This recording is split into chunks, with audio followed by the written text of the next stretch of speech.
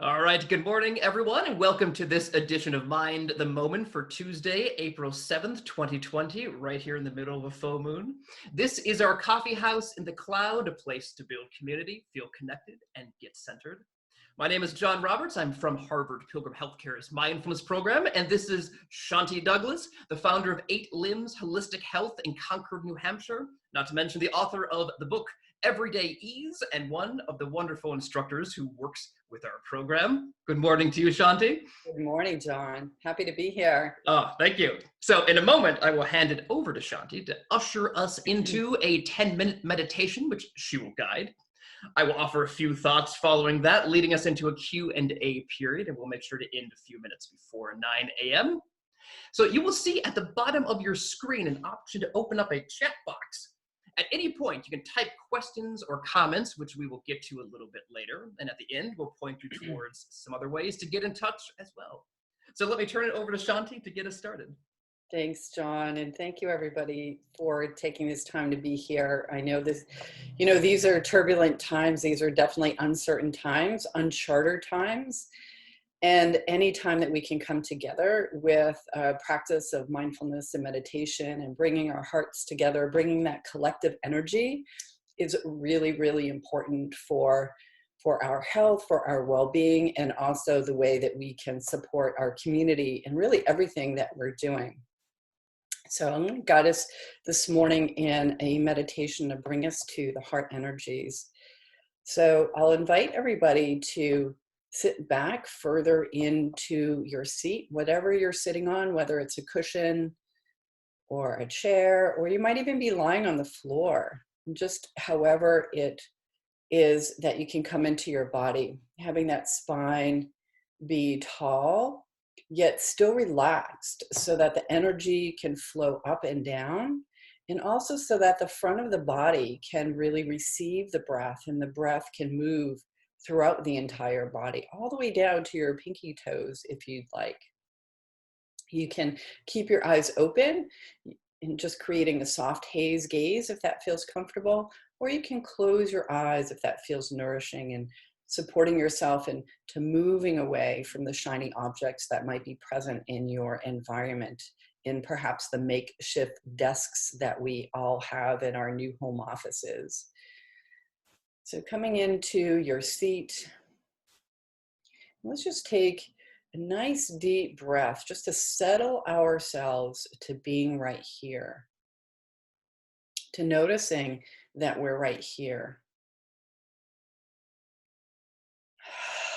You can even let out a big exhalation. So maybe let's do that a few more times. So breathing in, nice, deep, and long, and then letting go with a big sigh.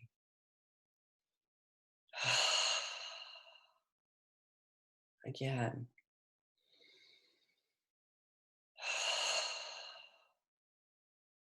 Wonderful. And as we're sitting here, allow your body to be fully supported by whatever it is that you're sitting on, whether it's the chair or the cushion or the floor. And while we're still stable and strong, bring in a sense of letting go so that we can feel the support of the chair. We can feel the support of the earth underneath us, of whatever it is that we're on. I know many of us have been very busy supporting others in our life right now, in our environment. And it can feel very nourishing just to simply allow ourselves to be supported completely by whatever it is that we're sitting on. To know that there's something there that's keeping us grounded, keeping us safe, without having to pull in anything from the outside. So feeling that chair or that cushion rising up to support you.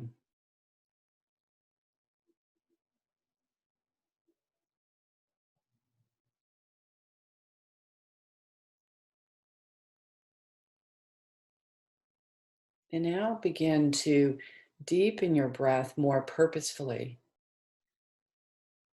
breathing in and out through the nose to the count of 4 or 5, whatever feels comfortable for you, but also longer and deeper than normal.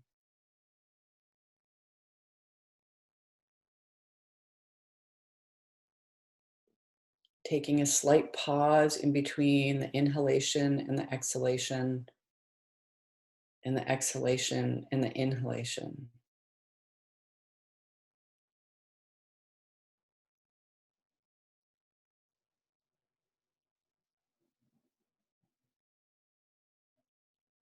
So deep, slow, grounding breaths, following the breath with your attention.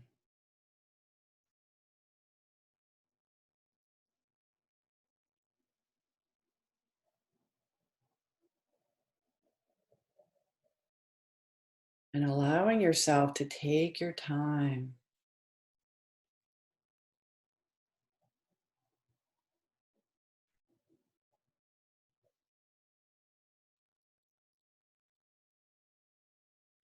Every time that you exhale, you can soften a little bit more and let yourself feel the support of the cushion or the chair.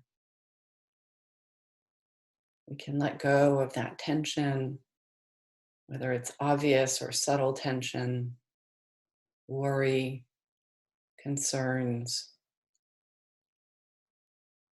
whatever's blocking freshness.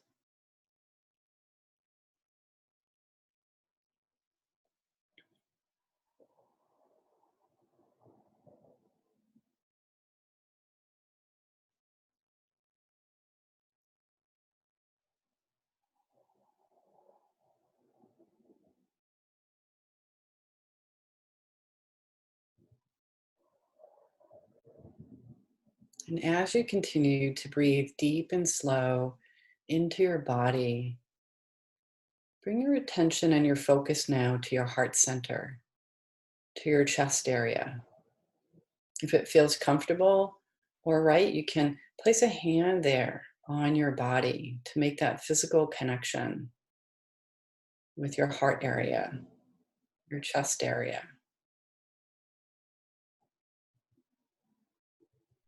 And you might even imagine that the breath is coming in and out of this area,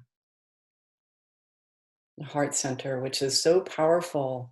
It drives our love, our kindness, our compassion, that offers moments of freshness and peace and ease. So breathing in and out deeply with the focus on the heart and the chest area.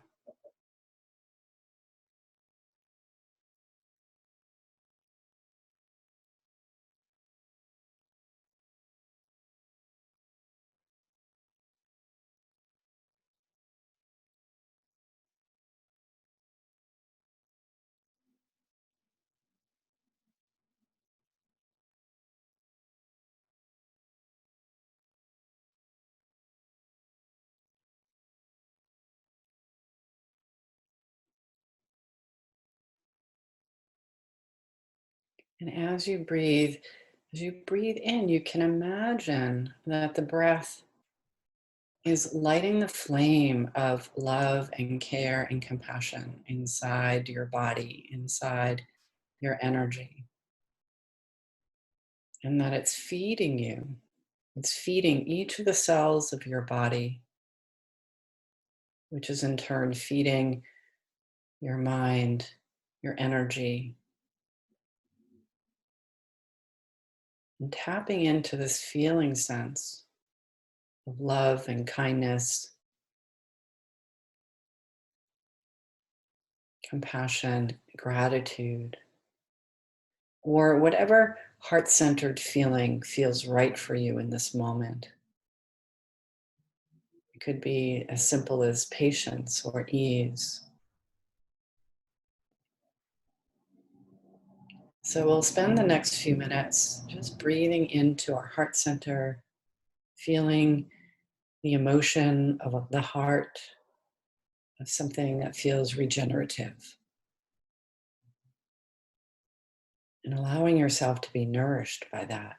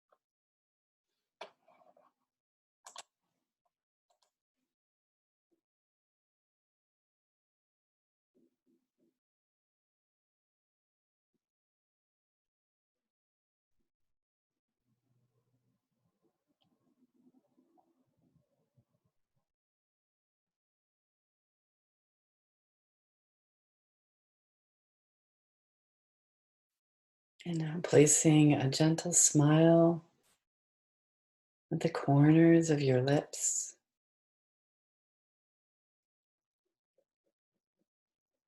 and feeling the energy of the smile moving through your body.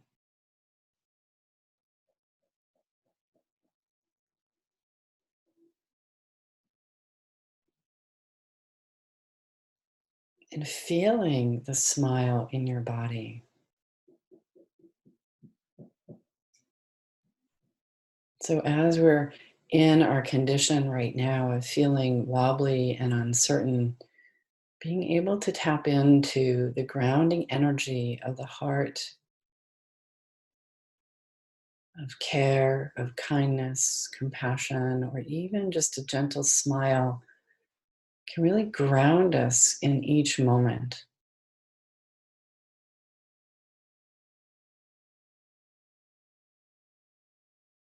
So, taking in that energy right now so you can tap into it frequently as you go through your day. So, it can be easily recognized.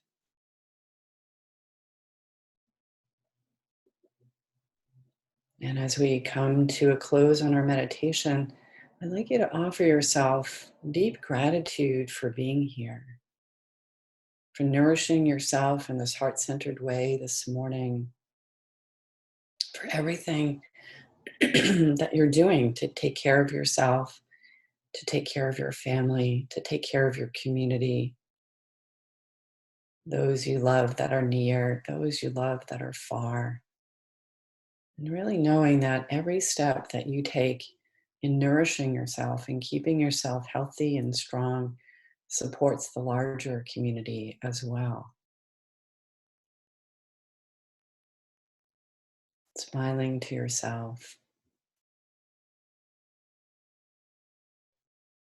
And now just taking 3 deep, slow breaths as we begin to come back to the space around us.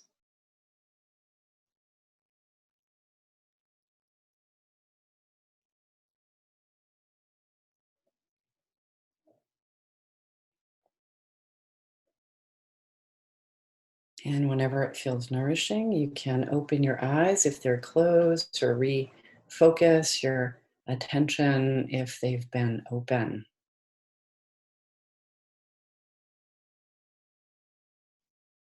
Thank you, everyone. Thank you, Shanti. So, while we're waiting for questions to come in, I just want to share a few thoughts. Last week we were talking about the science of mindfulness, which I think is fitting because this is one of those moments in history when people tend to lean into the expertise of the experience of the scientific community. I was listening to this recent episode of the NPR show Radiolab, during which the science writer Carl Zimmer was explaining the importance of washing your hands. And he was doing so in what I found to be a really elegantly clarifying way. So here's what he said. He said, your hands are limousines for pathogens. You deliver them to their next home. The virus that causes COVID-19, this coronavirus, has got a membrane around it. It's kind of oily and it breaks apart in soap. So all you need to do is soap your hands for a good 20 seconds. And when you do so, Zimmer says, you haven't just rubbed off the viruses, you've actually split them open. They can't harm you, they can't harm anybody. And so hearing this, the host of Radiolab, Jad Abumrad, remarks, washing your hands becomes a kind of act of war. Now, this exchange struck me for a couple of reasons. On the one hand, the why of washing hands in the age of COVID-19 suddenly felt much less abstract to me. It wasn't that we were washing hands because we are trying to be clean or even be hygienic or be good per se. We washed our hands because we were trying to dismantle the virus. But the other thing that struck me was how apt we are to opt for metaphors of war. And there's been a lot of this in the air, talk of the pandemic as being a kind of a war, of ours being a country at war. And don't get me wrong, if thinking about killing germs or breaking the backs of coronaviruses when you're washing your hands keeps you at it for the 2 times through happy birthday that's required, or as This American Life pointed out, for the length of one chorus of Staying Alive by the Bee Gees, then I'm all for it. But as people in pursuit of mindful practices, I think another approach can be equally resonant. When we first start meditating, especially if we're caught in the grips of this common misconception that the correct thing to do is clear the mind, then it can be tempting to think of thoughts as the enemy, of being at war with your thoughts, of wanting to kill thoughts off, or at the very least, to banish them to some inaccessible void.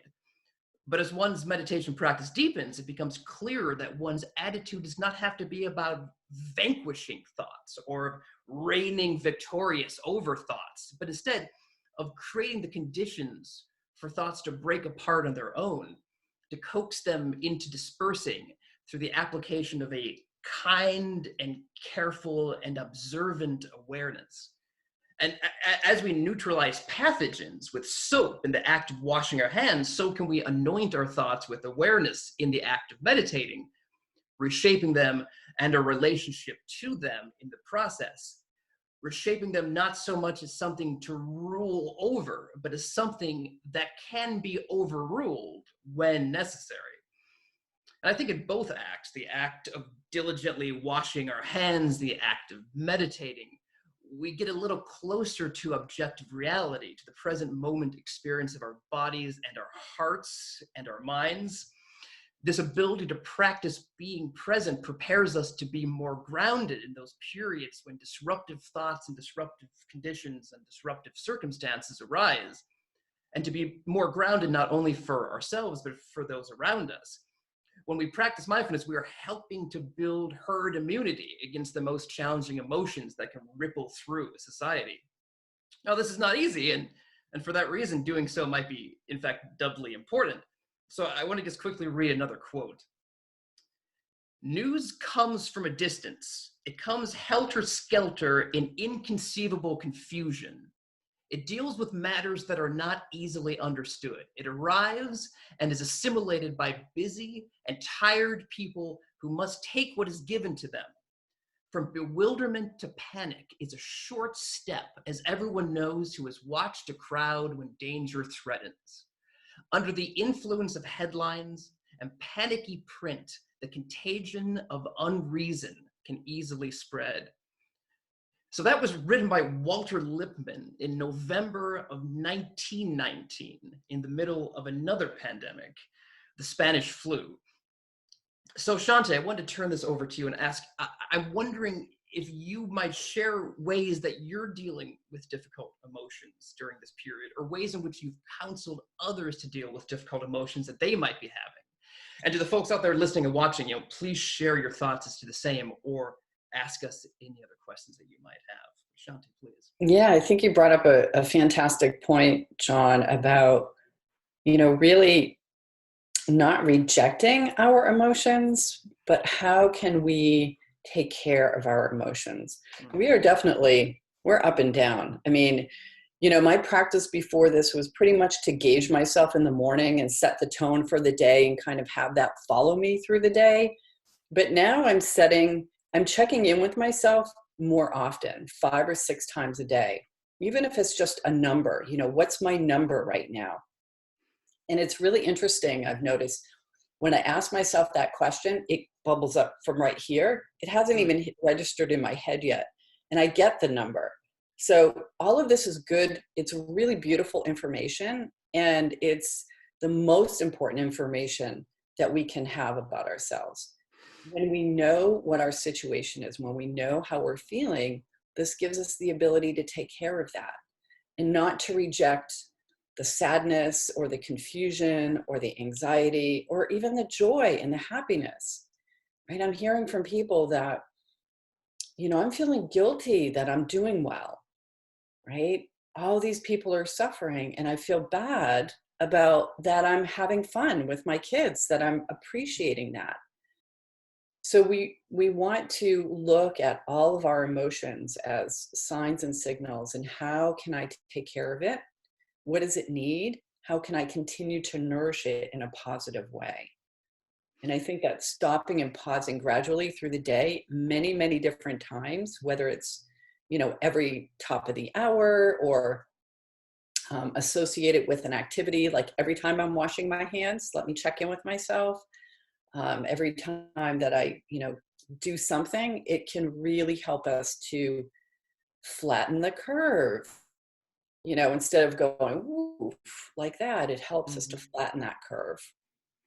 Yeah, Big before we self-care. start, yeah, you and I were talking about reading the news like on our phones, and I'm realizing that what you're pointing towards, which I love, is I spend a lot of time flipping through the news with my thumb, but I'm imagining, especially based on the meditation you led us through, this idea of sort of checking out the news in the body, the whole, kind of scrolling up through, what am I feeling right now through every part of my body might be a little more useful than what I usually do, which is just flipping through screens. But Yeah, and being watchful of how much news am I taking in, because that can be really, at this point, we're going to be really selective about that. I'm seeing some questions about the numbers and the scale. yes, please. So that I just use a basic 1 to 10.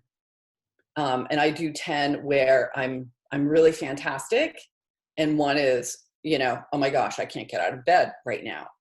And just kind of gauging myself. And my, I can even write down what that number is through the day. But it's important to kind of gauge ourselves. Where are we on the scale? And we're not going to be at a 10, and hopefully we're not at a 1, but there's supports for those as well. I think it's really, really important, especially as we are going through uncharted territory, to gain the support of people reaching out for professional support for whatever it is that we need. I know it's difficult for some of us being in the social spacing, I call it, or isolation. And how can we take care of ourselves? How can we reach out is really important. But gauging that and seeing it, what's right here for me? What do I need right now? I think is the first step in supporting ourselves. And so if I'm looking at my sort of inner scale and I find like I'm at a 2 or 3, I mean, what would you recommend in that situation?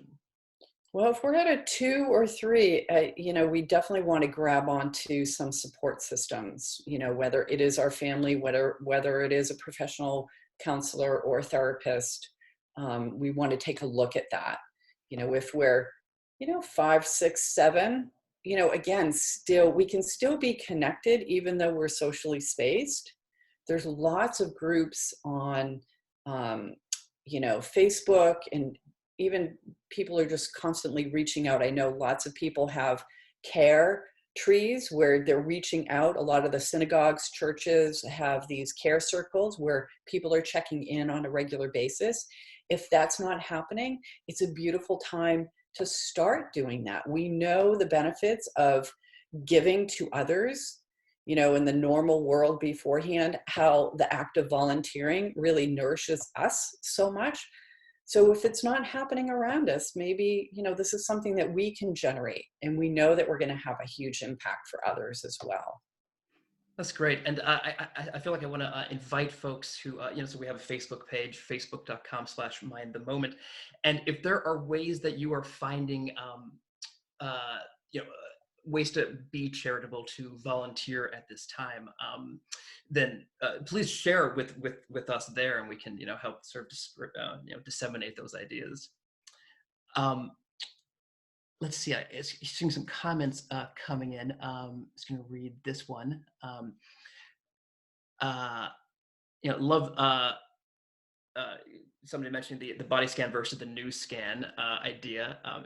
This person says, I feel I need to be cognizant of when I scan news. I check in with a short walk or breathing meditation if the news is particularly hit close to home. That's really nice. Yeah, I mean, I think that's really true. I mean, sometimes, there's this talk of a viral load of getting, a lot of the virus at once. I feel it can happen with the news too. And if you feel you're getting too full up, it is great to, take a walk. That's wonderful. Or just to, sit Nature with is oneself. amazing. Nature Yeah. is so amazing what it can do to us. Yeah. Yeah. And Shanti, another person wrote, I have a tough time relaxing. Any suggestions? So we have some great, here at Mind the Moment, we have some great meditations you can listen to. I think, in our society, we haven't been so used to relaxing. We're so used to going 24/7. So now that we might have more spaciousness to relax, it can feel a little bit uncomfortable. So we can see it as bringing a relaxation practice, just like you might initially as a meditation practice. So we can let go of our body. You can do a progressive muscle relaxation. You can take a nice nourishing bath. If you have a partner who can give you a nice massage, that's great. I have my dog here, Suki, for some reason, just can't get how mommy wants her back rubbed, sort of thing.